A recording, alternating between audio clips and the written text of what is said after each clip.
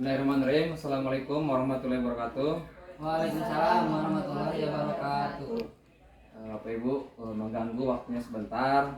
Di sini saya akan mencoba untuk mendiseminasi atau memberikan sedikit pengetahuan dan berbagai ilmu tentang apa itu disiplin positif. Nah, ini adalah materi salah satu dari kegiatan guru penggerak. Nah, di sini ada judulnya disiplin positif. Kita akan mengenal apa itu disiplin positif dan bagaimana penerapannya, khususnya dalam di kelas dan siswa di sekolah. Next one. Oke, sebelum masuk ke disiplin positif, kita harus mengenal dulu di teori kontrol dari Dr. William Glasser. Nah, jadi menurut Dr. William Glasser ada beberapa mispersepsi atau kesalahan tentang makna kontrol itu sendiri. Yang pertama, bahwa ilusi guru mengontrol murid. Sebenarnya guru mengontrol murid, tapi seyogianya murid tersebut bisa mengikuti karena dia terpaksa. Nah, dalam dirinya itu sebenarnya ada ingin untuk memberontak, tapi dalam diri siswa karena guru lebih berperan, maka dia lebih bisa mengontrol murid. Padahalnya tidak seluruhnya guru itu dapat mengontrol murid. Yang kedua, ilusi bahwa semua penguatan positif efektif dan bermanfaat. Ini seperti pemberian hadiah. Kita misalkan kalau ada anak ngasih sesuatu, misalkan permen, nah itu jadi motivasi yang berbeda. Jadi ketika kita suatu waktu memberikan soal atau pertanyaan tidak ada hadiah, itu motivasinya akan berkurang. Nah itu ilusi ya bahwa kita semuanya penguatan positif itu efektif dan bermanfaat. Tidak semuanya. Kemudian yang ketiga, ilusi bahwa kritik dan membuat orang merasa bersalah dapat menguatkan karakter. Ini juga sama, misalkan ketika kita menemukan anak bermasalah, kita mengkritik, kemudian memarahinya, itu berpendapat bahwa dapat menguatkan karakter. Tentu itu juga salah, tidak semuanya benar. Karena bisa saja anak tersebut mengalami masalah dari dirinya sendiri, sehingga permasalahan tersebut malah membuat dia semakin turun karena disalahkan. Harusnya kan diberi motivasi walaupun ada kesalahan. Yang terakhir, ilusi bahwa orang dewasa memiliki hak untuk memaksa. Ini baik lagi seperti ilusi guru ya. Orang tua bisa memaksa ke anak, tapi sebenarnya anak juga dalam dirinya ada keinginan untuk memberontak. Tapi mungkin anak itu tidak mampu ya. Cirinya seperti apa? Contohnya ketika anak semakin dewasa ya, ada keinginan memberontak, dia bisa memberontak.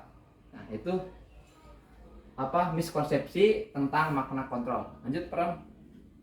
Nah, di sini apa makna disiplin positif? Nah, disiplin kebanyakan kita akan menghubungkan disiplin itu dengan tata tertib, peraturan, patuh pada peraturan. Nah, itu lebih ke umumnya. Sedangkan menurut Ki Hajar Dewantara, seseorang yang memiliki disiplin diri berarti mereka bisa bertanggung jawab terhadap apa yang dilakukannya. Karena mereka mendasarkan tindakan mereka pada nilai-nilai kebajikan universal. Lanjut, kita akan bahas tentang nilai-nilai kebajikan universal. Apa itu nilai-nilai kebajikan universal? Nah, nilai-nilai kebajikan universal sendiri berarti nilai-nilai kebajikan yang disepakati bersama, lepas dari suku, bangsa, agama, bahasa maupun latar belakang. Nilai-nilai ini merupakan nilai paling besar dari sikap dan perilaku kita, atau nilai-nilai ini merupakan fondasi kita berperilaku. Jadi nilai kebajikan itu nilai kebaikan yang kita yang kita sepakati bersama, tidak mengenal suku, bangsa, agama, bahasa. Binarnya apa? Contohnya kejujuran ya. Mau di bangsa apapun, agama apapun, kejujuran itu pasti menjadi nilai kebajikan atau kebaikan. Lanjut, Pram. Nah, berikutnya ini nilai kebajikan yang kita akan terapkan khususnya guru di sekolah berkaitan dengan kurikulum mereka, yaitu profil pelajar Pancasila. Yang pertama apa? Beriman, bertakwa kepada Tuhan Maha Esa, dan berakhlak mulia. Ini ya sepakati ya, kita bersama semua beriman, bertakwa pada Tuhan Yang Maha Esa dan berakhlak mulia. Kemudian ada mandiri, bernalar kritis, berkebinekaan global, bergotong royong, dan kreatif. Lanjut, Pak. Nah, di sini ada teori motivasi. Sebenarnya manusia melakukan apapun itu pasti ada motivasinya. Sama seperti murid juga. Nah, di sini dari Diane Gosen dia menyebutkan ada 3 teori motivasi. Yang pertama, misalkan anak kenapa sih mengerjakan tugas? Namanya kita ambil contoh anak mengerjakan tugas kenapa? Pasti ada motivasinya. Yang pertama, untuk menghindari ketidaknyamanan atau hukuman. Jelas yang pertama. Nanti kalau tidak mengerjakan tugas, saya pasti akan dihukum. Ini adalah tahapan yang paling rendah. Yang paling rendah. Ini tahapan yang paling rendah dari ketiga ini. Karena ini siswa itu hanya ingin menghindari hukuman. Kemudian yang kedua, motivasinya apa? Untuk mendapatkan imbalan atau penghargaan dari orang lain.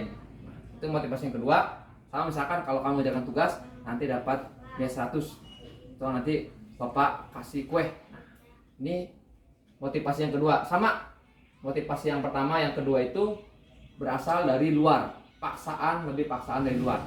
Kemudian yang ketiga, untuk menjadi orang yang mereka inginkan dan menghargai diri sendiri dengan nilai-nilai yang mereka percaya. Nah, untuk motivasi yang ketiga itu lebih ke diri sendirinya. Nah, ini motivasi yang lebih tinggi dibanding dari dua yang lainnya. Karena ketika anak mempunyai motivasi yang ketiga, maka dia akan lebih mengerti, tidak terlalu banyak dipaksa. Lanjut peran berikutnya. Nah, di sini ada beda antara hukuman, konsekuensi, dan restitusi. Hukuman apa? Hukuman itu bersifat tidak terencana atau tiba-tiba, bersifatnya satu arah dari pihak guru yang memberikan. Misalkan anak buang sampah sembarangan, kita beri hukuman. Anak mengerjakan soal atau mengerjakan PR, kita beri hukuman. Nah, itu namanya hukuman. Satu arah ya, tidak ada timbal balik antara siswa ke murid. Jadi murid ke guru ya. Jadi hanya dari guru ke siswa aja. Siswa tidak menerima guru tidak menerima masukan. Yang kedua, konsekuensi sudah terencana atau sudah disepakati dan disetujui oleh murid dan guru. Umumnya bentuk konsekuensi dibuat oleh pihak guru, sekolah, dan murid sudah mengetahuinya. Ini lebih ke peraturan sekolah ya. Kalau di kelas berarti peraturan kelas. Yang ketiga ada restitusi, yaitu proses menciptakan kondisi bagi murid untuk memperbaiki kesalahan mereka sehingga mereka bisa kembali pada kelompok mereka dengan karakter yang lebih kuat. Untuk restitusi, di sini siswa itu mengetahui apa kesalahannya, kenapa buang sampah sembarangan, kenapa motivasinya kamu buang sampah sembarangan. Nah, nanti ketika diberikan restitusi, maka siswa akan memperbaiki kesalahannya. Dan untuk mengulang kesalahan berikutnya itu lebih kecil dibanding kita memberikan hukuman. Lanjut, Pak. Nah, di sini kita akan membuat contoh keyakinan kelas. Keyakinan kelas adalah sesuatu yang diyakini bersama, yang berasal dari penyatuan pikiran untuk menjadi nilai-nilai kebaikan untuk diturunkan di kelas. Nah, ini disepakati oleh semua siswa dan menjadi kebaikan kelas. Keyakinan kelas juga bisa menjadi keyakinan sekolah. Lanjut, Pak. Nah, di sini ada prosedur pembentukan keyakinan kelas. Yang pertama, mempersilahkan warga sekolah, dalam hal ini murid, untuk bercurah pendapat tentang peraturan yang perlu disepakati. Dalam kelas, misalkan saya pernah ngasih kertas, coba menurut kamu yang di sekolah itu sebaiknya ngapain dan sebaiknya tidak boleh ngapain. 2, anak sebaiknya belajar tertib, misalkan yang tidak boleh lakukan, misalkan ngobrol ketika guru menerangkan. Terus barang. Kemudian setelah mencurahkan, nah mereka mencatat masukan-masukan itu di papan tulis. Kalau saya dalam stick note. Nah, kemudian untuk ditempelkan di depan. Lanjut, Pak. Nomor 3, susunlah keyakinan kelas sesuai dengan prosedur pembentukan keyakinan kelas. Ganti kalimat-kalimat dalam bentuk negatif menjadi positif. Maksudnya gimana? Misalkan anak apa yang boleh dilakukan atau yang tidak boleh dilakukan? Jangan berlari di kelas atau koridor. Kita ganti katanya. Jangan menggunakan jangan, tapi berjalanlah di kelas atau koridor. Jadi biasanya manusia itu ketika mendengar kata yang pertama, jangan berlari. Jangannya malah kelupaan. Ingatnya berlari di kelas atau koridor. Tapi kalau berjalanlah di kelas atau koridor. Nah, jadi yang diingat masuk anak itu berjalanlah. Lanjut Pak. Nah, setelah kita memberikan kata yang tadinya negatif menjadi positif, tinjau ulang kembali. Takutnya ada beberapa keyakinan kelas yang sama. Nah, kemudian menyetujuinya dengan menandatangani keyakinan kelas tersebut termasuk guru dan guru. Jadi dibikin poster, anak menandatangani, menyetujuinya, nanti ada konsekuensinya gimana. Kemudian guru juga menyetujuinya, tanda tangan, ditempel di kelas. Lanjut Pak. Keyakinan kelas selanjutnya bisa diletakkan di dinding kelas di tempat yang mudah dilihat oleh semua warga kelas. Jadi semua siswa bisa melihatnya kembali dan bisa memperingatkan jika temannya melanggar dari keyakinan kelas tersebut.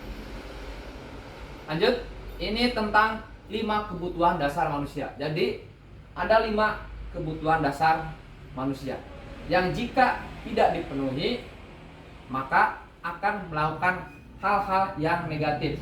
Yang pertama, kebutuhan bertahan hidup. Ya jelas ya, kita manusia itu pasti untuk butuh bertahan hidup. Contohnya apa? Makan, minum. Nah, itu termasuk kebutuhan hidup. Yang kedua, ini tidak kalah pentingnya juga, kebutuhan kasih sayang dan rasa diterima. Ya. Kalau di sekolah mungkin kasih sayang dari guru dan diterima oleh lingkungan kelasnya. Mungkin kalau anak yang tidak diterima pasti beda sendiri dengan temannya.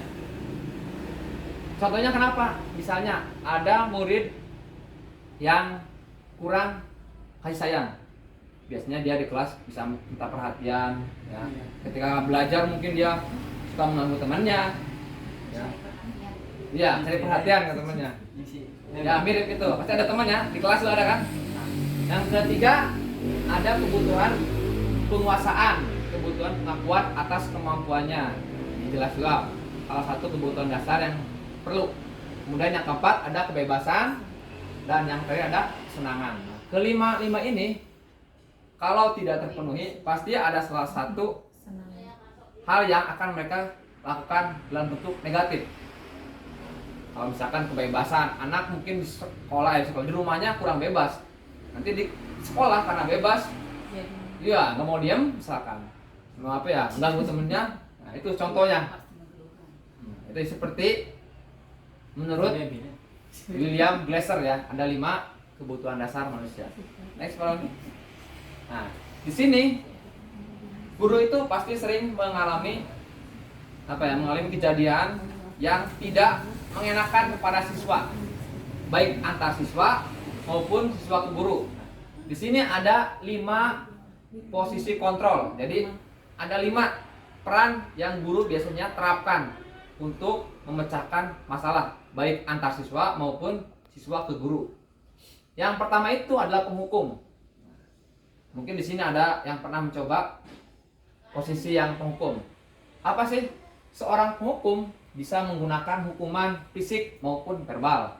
Orang-orang yang menjalankan posisi penghukum senantiasa mengatakan bahwa sekolah memerlukan sistem atau alat yang dapat lebih menekankan murid-murid dalam lagi. Guru-guru yang menerapkan posisi penghukum akan berkata nih ya, kata-kata guru yang termasuk posisi penghukum biasanya patuhi aturan saya atau awas nanti kamu suruh lari 10 putaran. Kemudian yang kedua, biasanya juga kamu itu selalu salah saja, selalu buang sampah sembarangan, selalu lari di kelas. Nah, itu ya boleh, karena posisi ini tuh paling rendah.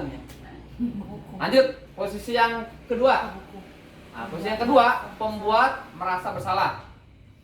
Pada posisi ini biasanya guru akan bersuara lebih lembut, ya lembut. Biasanya kelas rendah seperti itu. Pembuat rasa bersalah akan menggunakan keheningan yang membuat orang lain merasa tidak nyaman, bersalah, atau rendah hati. Kata-kata yang keluar dengan lembut akan seperti misalkan, ibu sangat kecewa ya sama kamu, Walaupun kata-katanya lembut, tapi langsung menusuk hati. Mungkin Bapak Ibu juga pernah mengalami ya.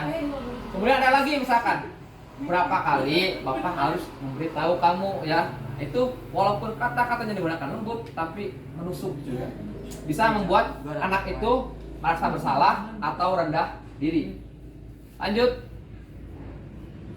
Ketiga, teman. Nah, posisi teman seperti apa? Guru pada posisi ini tidak akan menyakiti murid, tidak akan. Namun akan tetap berupaya mengontrol murid melalui persuasi, pencegahan persuasi. Posisi teman pada guru bisa negatif ataupun positif. Positif di sini berupa hubungan baik yang terjalin antar guru dan murid. Guru di posisi teman menggunakan hubungan baik dan humor untuk mempengaruhi seseorang. Mereka akan berkata, nih biasanya guru tersebut akan berkata, ayo bantulah demi Bapak ya. Ayo ingat, tidak bantuan Bapak. Ayo ingat tidak bantuan Bapak selama ini. Itu kan lebih ke teman. Nah, tapi ini juga sama. Ada dampak negatifnya juga. Posisi yang ketiga, yang keempat. Nah, nanti kalau seperti itu bisa juga anak lebih ya melunjak ya. Yang keempat, ada posisi pemantau. Nah, seorang pemantau sangat mengandalkan perhitungan, catatan, data yang didapat digunakan sebagai bukti atas perilaku seorang. Misalkan anak salah nih, datanya kamu sudah buang sampah 10 kali. Tertulis catat. Nah, posisi ini akan menggunakan stiker, slip catatan, daftar cek tuh bayangkan. Posisi pemantau sendiri berawal dari teori stimulus respon yang menunjukkan tanggung jawab guru dalam mengontrol murid. Pertanyaan yang diajukan nih, biasanya nih kalau guru seorang pemantau itu peraturannya apa? Coba peraturannya apa? Kalau enggak, apa yang telah kamu lakukan? Buang sampah sembarangan, Pak. Gitu ya. Nah, biasanya di sini guru juga sama, bisa jadi ketika awalnya pemantau nanti bisa berubah menjadi pembuat merasa bersalah dan terakhir bisa menjadi penghukum. Ini bisa merembet. Lanjut, yang terakhir. Nah, ini adalah posisi manajer. Posisi ini guru berbuat sesuai bersama dengan murid. Sesuatu bersama dengan murid. Mempersilahkan murid mempertanggungjawabkan perilakunya agar dapat menemukan solusi atas permasalahan sendiri. Manajer telah memiliki keterampilan di posisi teman maupun pemantau, dan dengan demikian bisa jadi di waktu-waktu tertentu kembali kepada kedua posisi tersebut bila diperlukan. Nah, jadi posisi ini tuh bisa campuran ya, bisa suatu waktu menjadi posisi teman, bisa juga menjadi suatu waktu menjadi posisi pemantau. Biasanya apa yang sering dikatakan? Apa yang kita yakini? Kalau misalkan, tahu kan apa kesepakatan sekolah ini, kesepakatan kelas ini.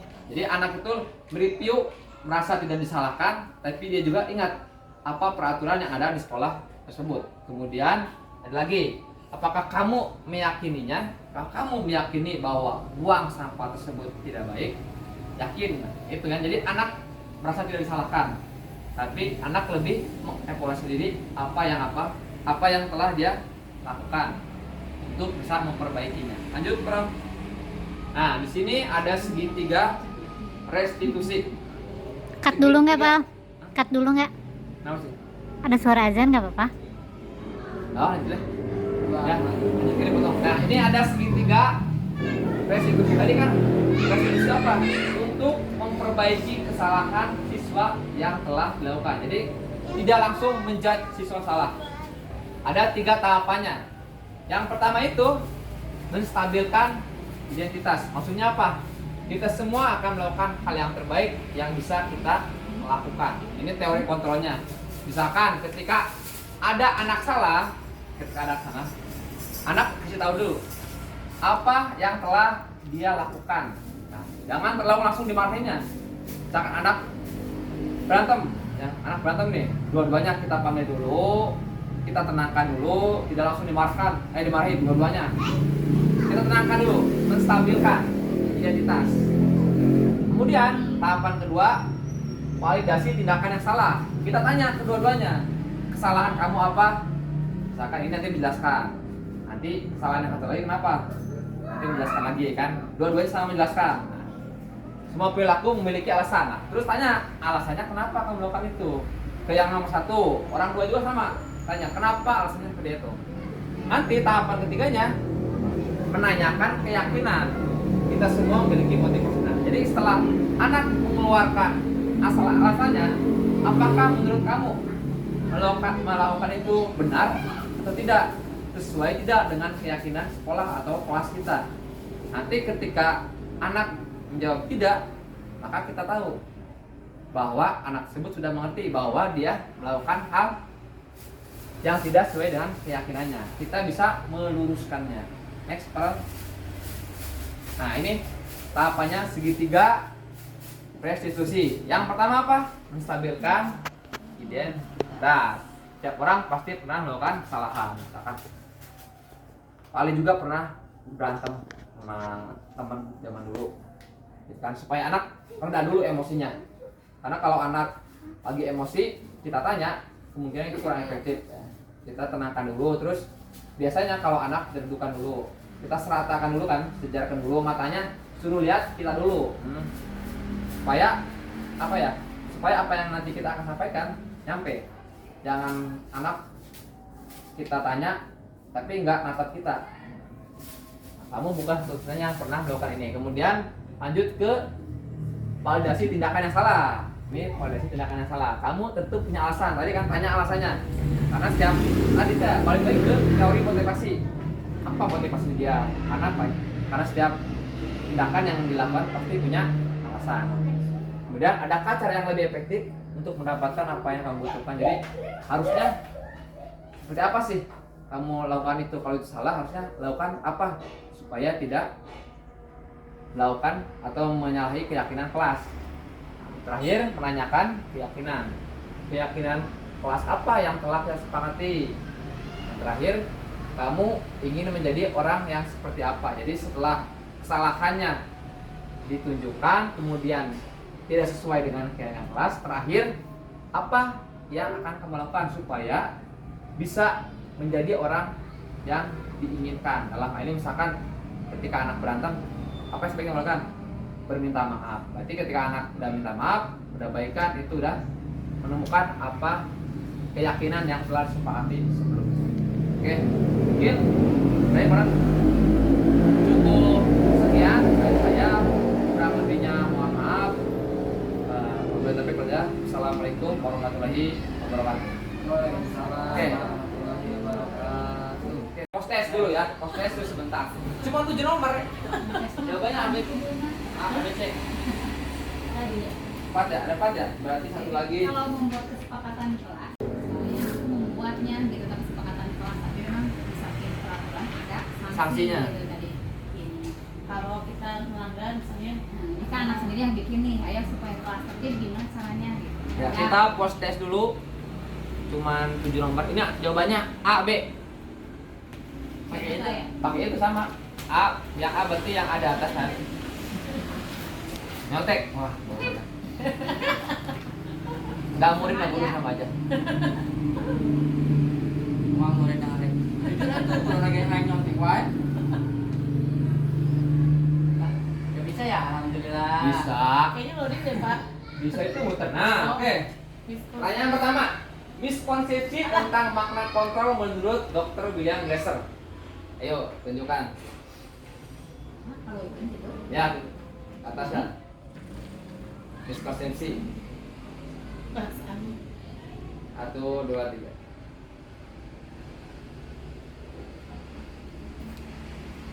Lola we. Salah B. Nah, yang tidak termasuk. Tadi yang itu. Nah, itu ya, Pak, itu ya. Tiga motivasi perilaku manusia. Yang tidak termasuk perilaku manusia. Motivasinya apa nih? Kan ada 4 ya. Nanti yang 3. Yang tidak termasuk motivasinya tadi.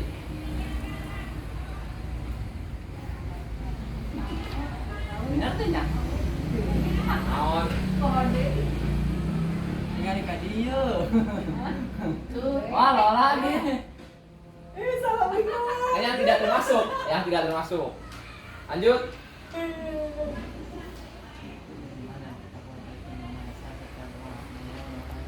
Enggak ada masalah.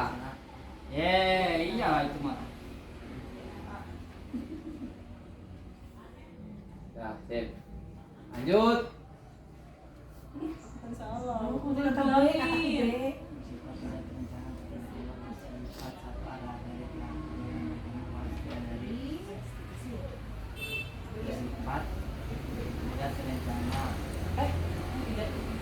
Yang tidak terencana.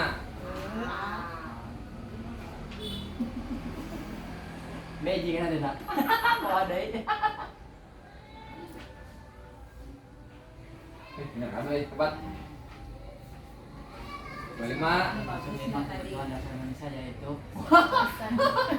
Emang bener sih. Emang B nyari wow. Emang bener. Bisa wae. Tapi bisa sih. Ya, lanjut. Aku pengennya mau B sih. pengennya mau B. Heeh, yang nama B gitu. Iya. Nomor Nah. 6. Kursi manajer itu biasanya akan berkata apa? Oh. Apa kamu lihat? Oh itu tuh.